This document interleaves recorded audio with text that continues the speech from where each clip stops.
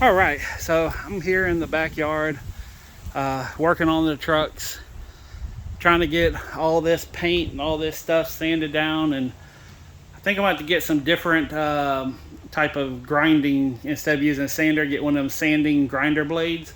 I even tried pulling the wood off the thing, cutting rivets and trying to, get stuff. Nothing's been easy. In fact, the past couple days have been the epitome of people standing in my way trying to stop progress. So, if you don't mind, I'd like to tell you a couple of stories while we stand here and look at the possibilities of this truck. So, Sunday I went to Blanding to go sell, and they used to open up at 6 o'clock. So I get there at like 5:50 in the morning, which there was a wicked looking thing. It was all over Facebook. I took a picture of it, and I'm going to use it as my thumbnail. But I got there, a little bit before 6, and no one's there. And I'm like, what the hell? Usually there's a line out to the road. So I was like, okay, whatever, So I walk up to the little gate where you buy your ticket to sell. And said, oh, we open at 6:30. I was like, oh, okay, maybe I'm just a little too early. So I sat there from 5:50 in the morning till 6:40. I'm like, 6:30 rolls around. Here it is, 6:40. There's one other car in the parking lot. The office isn't even open. So I'm like, what in the hell's going on? So Blanding Boulevard, as far as the flea market, I think that's done and over with. After talking with other people later on during the day, everybody says it's pretty much done. Blanding's over. So I'm writing that off the list of ever going back there again. Now, I was kind of like, hell with it. I'll just get more stuff ready, get ready for the weekend. And on the way home, I was like, wait a minute. I think Ramona might be open on Wednesday. So I was like, you know what? I'm already on the west side. And I was going to have lunch with my sister, which she got busy, but that's. So I said, you know what? I'm just going to go to Ramona and see what they're doing. And if they're not open, at least I can go and kind of scope out what would be a good spot to sell for next time I go there. So anyways, I go there and people are setting up. I'm like, all right, they're open. So I go, and to sell on Wednesday at Ramona was $5.18. And you get this huge, you got to park your truck in the spot, but it's like 12 foot wide, like 30, 40 feet long. I'm like, damn, this is a nice thing. So next time I go, I'm bringing my trailer, definitely. The wood one. So, and on Monday, this truck's going into the welding shop, and once all the welding's done, I'm having it custom painted. Yes, I know I just walked away from a completely different story to say this, but this is how my brain works. Y'all got to keep up. So anyways, this trailer here is going to be completely redone. This is going to be a storage unit trailer. I'm building rails that go all the way up, so all this will be flat. I may even do some hoops that go over. I'm going to talk with the welders on Monday, but this is getting dropped off Monday. This is going to be a whole brand new trailer. So come probably by Tuesday or Wednesday. So, and then I'm going to redeck it, I'm actually going to sand the wood down. I'm going to do Thompson's water seal. This is going to be a crispy trailer. But back to the story. So I set up at Ramona, had a surprisingly good time, had some very great conversations with the multitude of different personality types there. Only one person had a problem, and he was religious and trying to save me.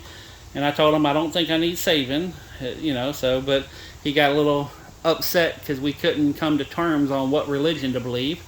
But that happens at the flea market. People are very set in their ways. They have their opinions and they vocalize it, which I do the same thing too. So anyways, I sold there, and considering it was kind of like a hiccup day, I planned to sell at one place. Everything got turned sideways. It was kind of a spur of the moment. But the fact that it was $5 and Blanding was $22 on Wednesday. So I was like, you know what? Ramona is the place to be on Wednesdays. Okay? So I set up there. I don't do as much there as I do on, at Pecan Park. But I was surprised on how much money I made. And I sold a lot of, my high-end stuff did not sell.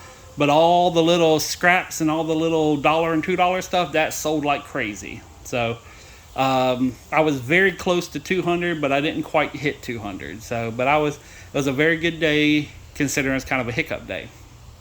So, then afterwards, kind of just drove around trying to figure out what to do, got some more stuff done. This morning has been a very interesting day. So, as you guys know, I buy clothes from Salvation Army and from thrift stores and stuff like that because I'm just a cheap ass, POS. But anyways, so I bought these one shoes and I wore them this morning, and I go to the shop to load up for the job I was going to do today, which is a sliding glass door repair because it, wasn't rolling right. So I'm sitting there walking at the shop, and all of a sudden the soles fall off my shoes.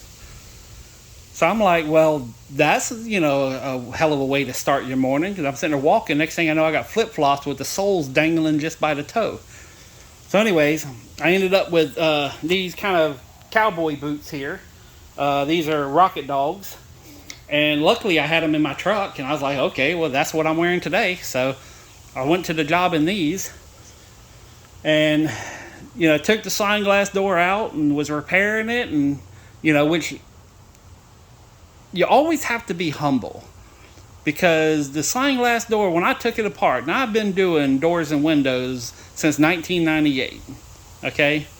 I have been called a god at doing doors. No joke. In fact, Lowe's used to call me the God King of doors because I was better than both. But anyway, so I pull apart this sliding glass door, and I have never in my life seen the wheels that were on that particular door. I mean, I've never seen them before. And I am humbled because I thought I knew everything. And lo and behold, this crazy ass wheel system pops up. And it's like not individual little wheels that are normally in a sliding glass door, but you had this like 28-inch bar with all these wheels going on. I'm like, what in the hell? So, I was humbled this morning. But here I am tearing the door apart, going through and saying, okay, luckily the wheels weren't bad. It was just the track that was bad, so I replaced the track. And I'm getting all put together like, yeah, we want to change out the doors to French doors. And I was like, I wish you'd have told me before I started repairing the door. So I knocked off $50 for the repair, and he wanted 2 of them done. I said, let's not repair the other one if you're going to replace it. Why waste the money? So I gave him a price to replace the doors, and he said he's going to call me after Christmas. Now, I don't know if he just hustled me for $50 and he got a better deal on a repair. I don't know, but, But anyways, I only charged him $100 to repair the door, which, pretty much gas money, and, if you count my time, everything, I paid for the materials and gas money. So, anyways, I did that, and then I came back here and started sanding all this down. Got me one of them big old commercial respirators like they use in the paint shops, because the way this stuff cracks in straight lines, usually that's a sign of lead paint, but this is a 1984 truck, so I don't think it would be lead paint, but you never really know. They banned lead paint in 79, but you never know where it ended up being. I think automotive was allowed to use it after 79. I think it's houses that you couldn't paint after 79. But anyways, it kind of sort of looks like it might be lead paint, so I'm wearing a heavy respirator and making sure that I'm not breathing in any of this stuff. But after 2 hours of sanding and fighting with this thing, I said, you know what, I'm gonna go get a different machine to hopefully make it easier, because that right there, that's scraping, sanding, that's doing, I got little cut marks where I kind of like, hell, maybe I'll just take all the wood off and replace it, because it was like that, and so, and I still may end up doing, I got to drill out all the, because I had a grinder, I didn't have a drill bit, so I might come back and just drill out all the rivets, and some of these screws are stripped for these tie downs. Like, I got all these done, but the flathead in the center, I don't have a flathead, I got to bring a screwdriver here. So, but I might end up, just pulling it all off the wall and redoing new plywood. Hell, I don't know, but I'm going to get me a couple of the grinder sander discs to put on a grinder. It's like sanding discs you put on a grinder, and Harbor Freight's right across the street, so I'm going to hit them up, see about, ooh, there's dust coming in here with the wind. So, but this is probably going to be like a maintenance shop for me. This one's going to be maintenance. This one's going to be like some wood, the plywood, everything that's at the warehouse. I'm gonna bring that all over here, and of course clean up the outside and get these things where they don't look like shit. And then that's gonna be flea market storage, which I did end up cutting the cables on these. So yeah, I ended up taking a grinder and cutting the cables, which I thought they were going to explode. They weren't that bad, but it popped up and the thing went blah, blah, blah. Like you can kind of see. Can y'all see the cables right there? I don't know if you can or not. I can't see it on the screen because it's too bright out here. But yeah, and then all this, I'm gonna just saws all this down the center, pull all this stuff out, and then I'm gonna frame up and put like a proper door in here. I'm debating about doing an aluminum ramp here, and I got some diamond plate aluminum. God, it's windy out here. I have some diamond plate aluminum. So I think I might end up building a wood ramp and then sheeting it with 5/4 decking and then do diamond plate on top of it. So that way, it's something. But I think that'll be the best way to do it. That way I don't slip down, and have me a nice little ramp where I can walk up in here. So yeah, I got some hellacious projects coming up. Oh, one other thing. So the unicorn van right there. So for the past 2 days, I have been calling around and trying to find somebody that will work on it to get the fuel system fixed. Nobody wants to work on ODB1. It either has to be in the 60s and early 70s or 96 and newer, because they don't know how to do ODB1. So I was like, you know what? I'm going to call up some of these race shops and say, okay, I'm just going to do like a Holley Stinger kit or Holley Dominator and just do a whole brand new fuel system. So I call up Holley and they're like, yeah, we don't make a kit for that truck. I was like, do you have a universal kit? No. Call up Summit, you got anything? No. Call up Jegs, you got anything? No. I'm like, what the hell? Do I got to LS swap the van just to get it back running again? So guess what I'm doing now?